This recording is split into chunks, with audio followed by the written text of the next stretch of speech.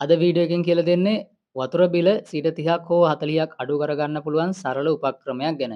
ඉතින් ඔයාලගේ නිවසට වෝටර් බෝඩ් ලයින් එක අරගෙන නම් තියෙන්නේ. ඒ වගේම ටැංකියට වතුර පිරෙන එක ඔටෝමැටික් හදලා නම් තියෙන්නේ. ටැංකියට මෙන්න මේ වගේ ෆ්ලොට් වෑල් එකක් දාලා ඔයාලට මේ වීඩියෝ එක කෝටියක් වටිනවා. හරි. ඉතින් මෙතනදී තියෙන ප්‍රධාන ගැටලුව තමයි ඒ කියන්නේ වෝටර් බෝඩ් ලයින් එකේ පැය 24ෙම වතුර එන්නේ නැහැ. සාමාන්‍යයෙන් අපි නම් අරගෙන තියෙන බද්දකම ලයින් එක බද්දකම ලයින් එකේ දවසට 4-5 පාරක් වතුර කපනවා. ඉතින් එහෙම කැපුවට පස්සේ පල්ලෙහා ගෙවල්වල කට්ටිය ඒ ලයින් එකේ වතුර ටික ප්‍රයෝජනට ගන්නවා. ඊට පස්සේ ඒ බටවල හුලං තැම්පත් වෙනවා. ඉතින් නැවත වතුර ඒගොල්ලෝ ප්‍රෙෂර් කරාට පස්සේ මේ හුලං ටිකත් එක්ක තල්ලු වෙලා තමයි මීටරය හරහා මේ හුලං ටික පිට වෙන්නේ. ඉතින් ඒක තමයි ප්‍රධාන ගැටලුව වෙන්නේ වතුරට වගේම හුලං වලටත් මීටරේ කරකැවෙනවා. ඉතින් ඒ දෝෂය වළක්ව ගන්න අපි පාවිච්චි කරනවා මෙන්න මේ වගේ වෑල් එකක්. ඉතින් මේක මණ්ඩලයට කියලා තමයි අපි සවි කරගන්න ඕනේ. මොකද මීටරයට කලින් සවි කරන්න ඕන හින්දා. ඉතින් මේක හાર્ඩ්වෙයාර් ෂොප් එකකින් අපිට මිලදී ගන්න සිද්ධ වෙනවා රුපියල් 1400ක් හෝ 1500ක් අතර මුදලක් වෙනවා. ඔයාලට මේක මිලදී ගත්තට පස්සේ ජල සම්පාදන ඒකකයකට කියලා ඒගොල්ලන්ට එන්න කියලා මේක සවි කරන්න ඒගොල්ලොන්ට කියලා සවි කරගන්න තියෙන්නේ. ඉතින් එතකොට පොඩි ගෙවීමක් කරන්න තියෙනවා. මෙන්න මේ විදිහට තමයි සවි කරන්නේ. කියන්නේ මීටරයට කලින් තමයි එයාර් රිලීස් වෑල් එක සවි කරන්න ඕනේ. ඊට පස්සේ තමයි මීටරයට නැත්තම් අපේ නිවසට වතුර එන්න අපි සලස්වන්නේ. ඉතින් මෙතනදී තියෙන ප්‍රධාන ගැටලුවක් තමයි මොකද මීටරය හරහා හුලං ගමන් කරන නිසා.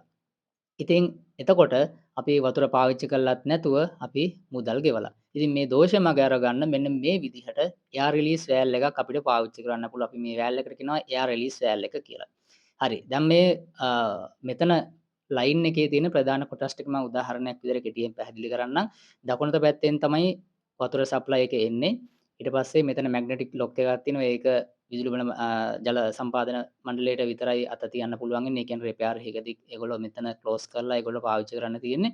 ඒ විදිහට ඊට පස්සේ එයාර් රිලීස් වෑල් එක අපි දානවා. එයාර් රිලීස් වෑල් එකෙන් තමයි වතුර මීටරයට වතුර ගමන් කරන්නේ. ඊට පස්සේ මෙතන පල්ලෙහා රතු පාට ගේට් වෑල් එකක් තියෙනවා. ඒක අපිට වතුර වසා ගන්න සහ ඕපන් කරගන්න අපිට මැනුවලි පාවිච්චි කරන්න තියෙන වෑල් එකක්.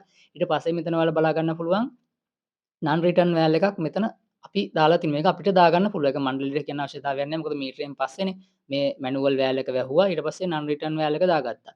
නන් රිටර්න් වෑල් එක දාගන්න හේතුව තමයි වතුර කපපු වෙලාවක මේ මෙන්න මෙතන ඉඳලා ඒ කියන්නේ මේ වෑල් එක ගාව ඉඳලා ටැංකිය ගාවට වෙනකම් පයිප්ලයින් එක තියෙනවානේ. ඒ පයිප්ලයින් එකේ වතුර ටික ඉතුරු කරගන්න තමයි මේ නන් රිටර්න් වෑල් එක දාන්නේ. එතකොට මේ නන් රිටර්න් වෑල් එක දැම්මහම වෙන්නේ වතුර කපපු වෙලාවට නැවත පාරේ ලයින් එකට මේ වතුර ටික ටැංකිය ගාව ඉඳලා මේ වෑල් එක ගාවට වෙනකන් තියෙන වතුර ටික ගමන් කරන්නේ නැහැ.